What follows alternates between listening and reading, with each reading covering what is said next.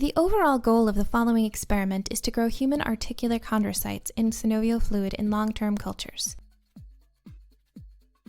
This is achieved by first encapsulating chondrocytes in alginate beads. Then, the chondrocytes are cultured in synovial fluid, which allows the chondrocytes to proliferate in a 3D environment that mimics their normal growing conditions. The medium must be changed periodically to allow the cells sufficient access to nutrients. The final step of the procedure is to harvest the chondrocytes from the alginate beads for gene expression and histological analysis.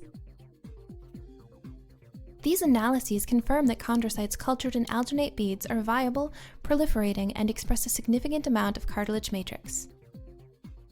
The main advantages of using this technique over existing methods is that we are analyzing the cartilage cells in three-dimensional settings instead of 2D, and also we're using synovial fluid as the media instead of artificial media.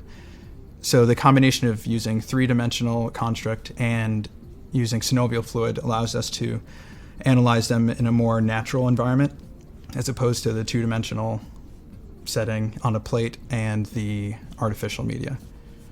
The method can help answer key questions in the field of cartilage biology and tissue engineering. For instance, how do cartilage cells or chondrocytes behave in synovial fluid over long term? And also, should we accustom the cartilage cells to synovial fluid before transplanting it into the hosts?